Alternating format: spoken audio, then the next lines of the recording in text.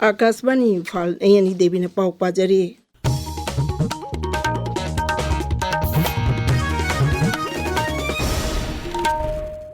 लाई हुई सकनाय Ravi folk artist मंका मयांग Lambam न लुचिंग मियोय तरुक न साबा कांगबो अमना राज्यपाल अजय कुमार भलागा ngasi राजभवन उनखरे उनबादुदा मंकाना मणिपुर की इंडिजिनस म्यूजिक अमसुंग परफॉर्मिंग आर्ट सिंग मपुंगोइना पेनाबु योखनबा मदि मसक्तुंगना थमनबा लाई हुइना लौरिबा तौदांग अमदि पाइखलिबा थबक थवम सिंगी मतंगदा राज्यपाल पाउदमखी राज्यपाल सु लाई हुइना पाइखलिबा थबक थवम सिंग अदुबु थागतपा फुंगदोखी ट्रांसपोर्ट अमसुंग TCI की एडिशनल चीफ सेक्रेटरी अनुराग बाजपाईना हाइरी राज्यजी ओइबा डेटा अमगी मतुंगिना लंबी की खुदोंदिफा तौदोक्ता सिखिबा मिगी मसिंग असि अदुमक चांगवांगली electronic detail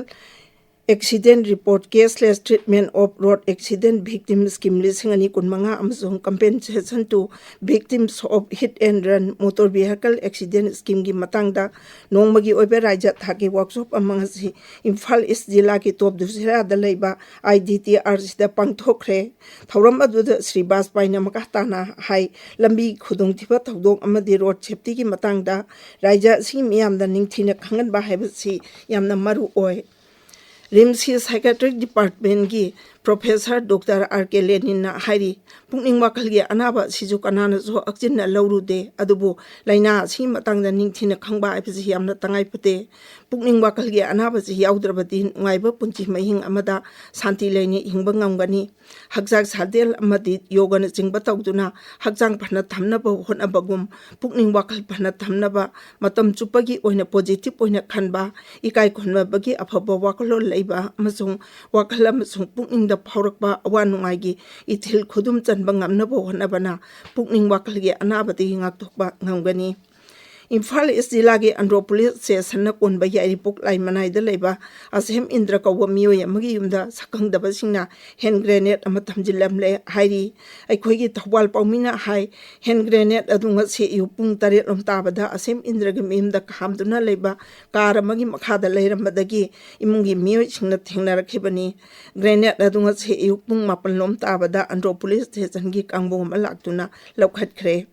Manipur students federation MSF की 19 चुबा मपोक मोना लाकबदा माहिरो लूप असिना राज्य असि मियामदा याइ फपाउजेल पिरकली लूप असिना थादोरक चेरोल अमना high ngasi phawada MSF na mapoina changchilakba academic campaign ama oina ekoi lairik ningthina tamche haiba campaign asigi makhada mahiroi khunagi yai phana pi damak hiram kaya da paikhat payaba thabak thorom jing paikhatli makhata na su paikhat ki gani asida miyamna mapung phana mateng pangbiyo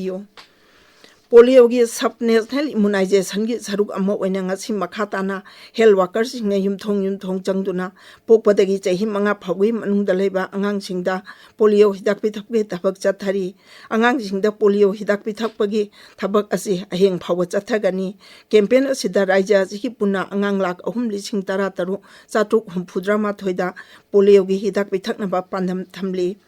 Bharat के ख्वाइदगी चावो school hackathon विकसित Bharat बिल्डाथॉन 2015 ngasi hawdokre campaign asi lebak asida lairiba school singda class 6 tagi class 12 fawbada tamliba mahiroi singi haithoi singdoiba adu engan anabi pandamda pangthokpani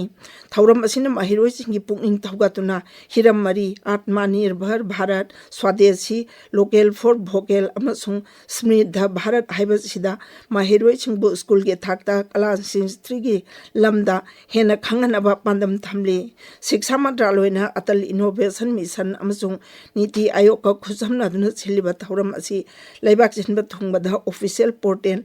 bbb.mic.gov.in दा अयुक पुंग 10 दगी 13 फावा live stream तौखी अखोगी Bishnupur पाउमिना high थौरम असि राज्य असिदा सुंगसि बिष्णुपुर जिला के क्वासिपाइदा लेबा mother's pride academy की माहिरोई सिंग अमसुंग ओजा सिंगना online की खुतांगदा virtual ओने यंगमिना दुना खंगमिनाखी